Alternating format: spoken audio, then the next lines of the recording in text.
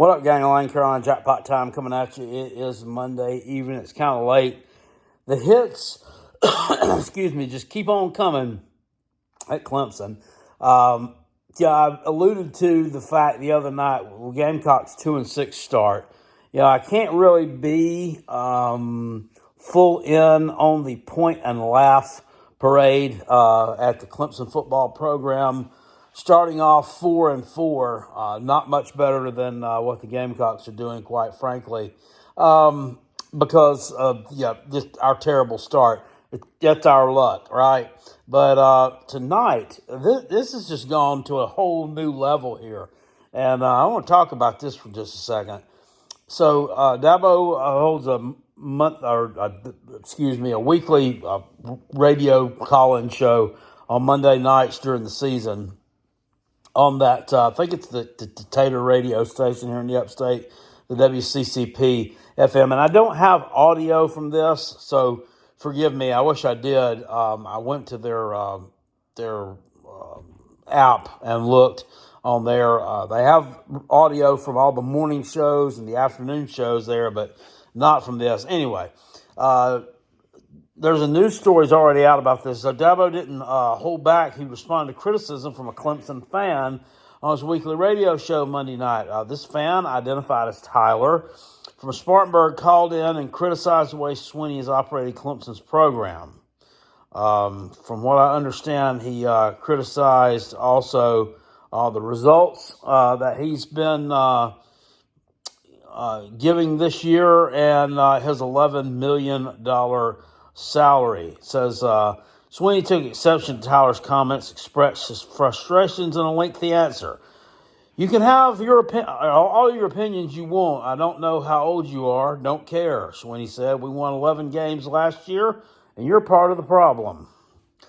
It's been a tenuous relationship this year between Swinney and the Clemson fans. Earlier this season, Swinney suggested Clemson might need to lose a few games in order to lighten the bandwagon after more than a decade of success. Swinney, who has won 2 national championships and numerous ACC titles, said he stands on the results that he has produced during his time as Clemson's head coach. 15 years later, I'm still here, and I'd say the results are what they are, and I stand on them, Swinney said. You don't ever have to call back. You ain't going to talk to me like I'm 12 years old. You got to be freaking kidding me. Swinney also took exception to Tyler's criticism over his salary, which is in excess of $11 million annually. I started at the lowest paid business on this freaking business, and I'm not going to let some smart-ass kid get on this phone and create this stuff. So this is Swinney's first coaching job was a graduate assistant in Alabama from 93 to 95. By 96, he was a position coach for the Crimson Tide and then worked as assistant until being named as Clemson's permanent head coach ahead of the 2009 season. Look, I mean, you can look at this from a number of angles, but I'm just going to be frank with you. He's not wrong. Dabo is one who he definitely likes to keep the receipts and pull them out on the fans and show, this is what we've done. We've 2 national championships, multiple conference championships in a row.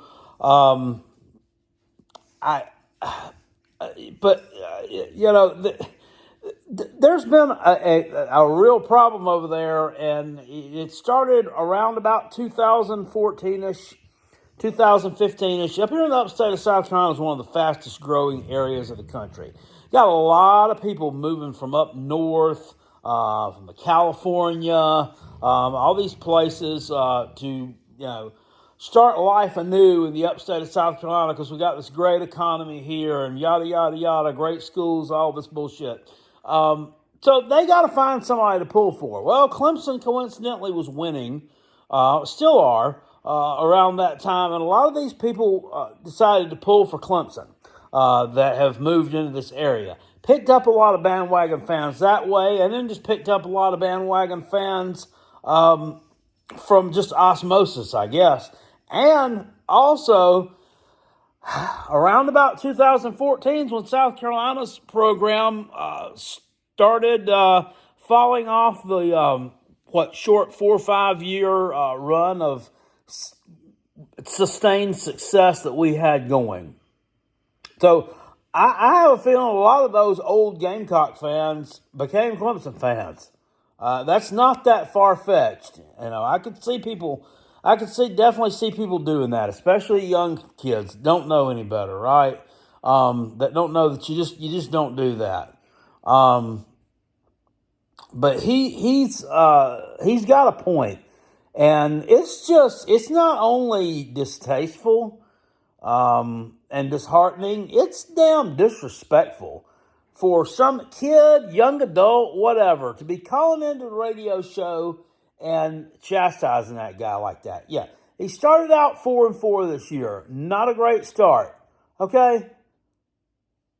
There ain't but about 95% of college football fans around this country who wouldn't give their left nut to have the success that they've had the past 10 years over there. They ain't. Look at what's been going on at South Carolina. I mean, look at our program. Look at Georgia Tech, North Carolina State, Virginia Tech. Once used to be a really good program and then fell off the map. The names of Florida. I mean, the list. It goes on and on and on of teams that would love to have just half of that success. He's won 2 national championships. My team ain't even going to sniff one. Ever. So, be careful what you wish for. Because you just might get it. You just might end up getting it. You might just say, you know what? Fuck it. I've had enough. I'm retiring. Because, God knows he's got plenty of money to do that. You don't have to coach another day in his life again if you don't want to. You people are, I understand you're frustrated. I understand that, you've gotten accustomed to this success and you just expect that it's just automatically going to be replicated every single year. But that's not how it works. And just because we keep on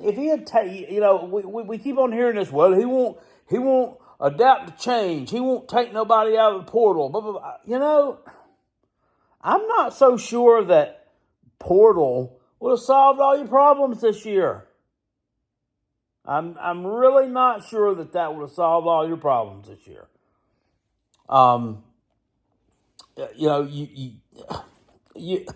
You can only plug so many holes. Teams in the ACC, a lot of them just gotten better. They just have.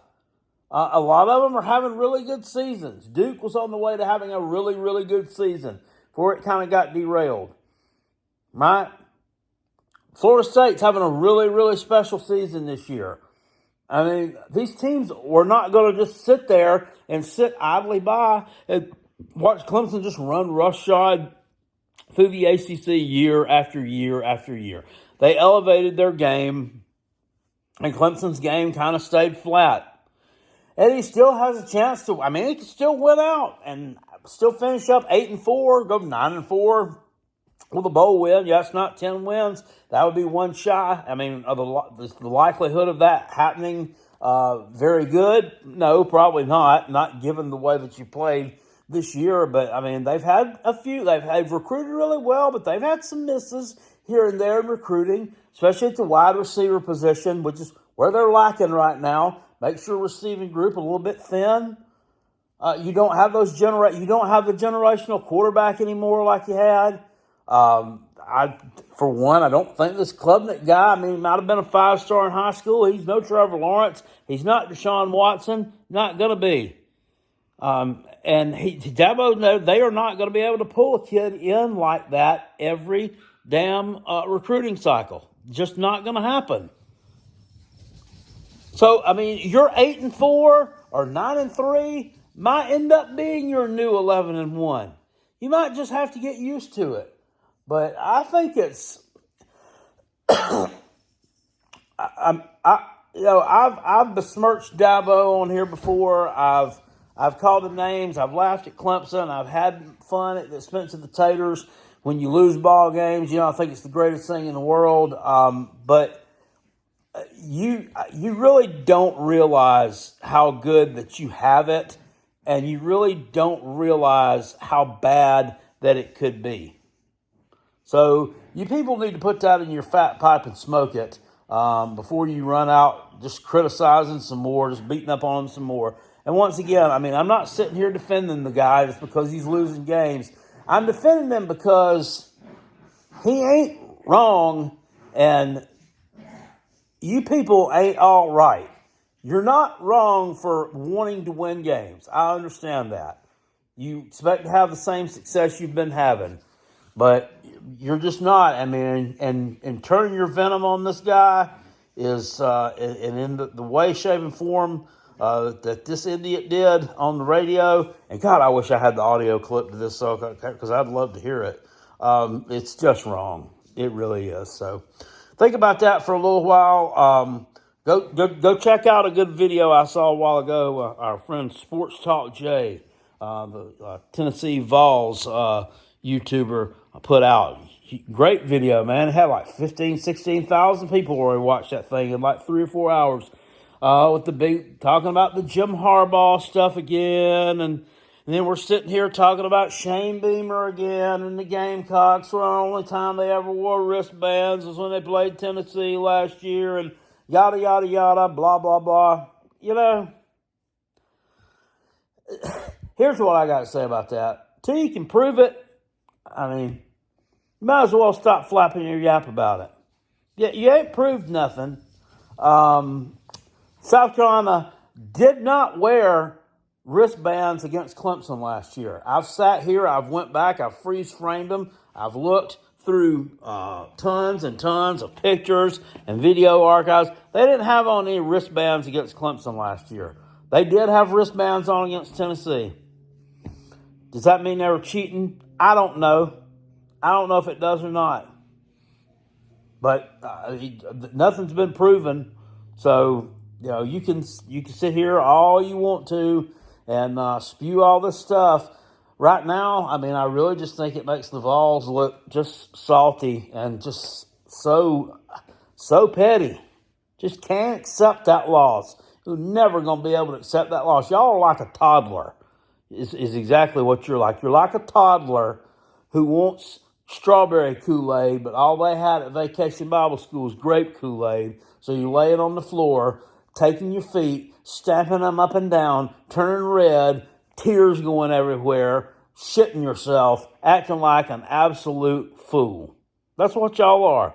That's what you act like right now.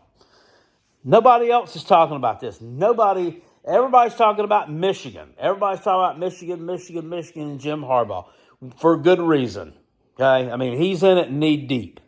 I mean, this guy will be lucky if he's coaching in the playoffs. If they make it to the playoffs, he'll be lucky to still be the head coach there by that time. It's what I feel like. But with the South Carolina thing, ain't nobody else really talking about that except the Vols.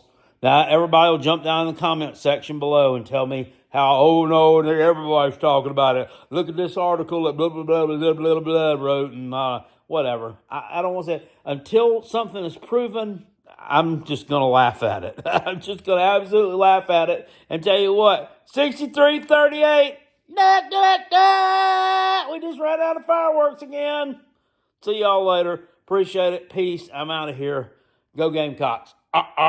Woo! Beat the Gamecocks. That's the first time I'll ever say that. I'll see y'all later.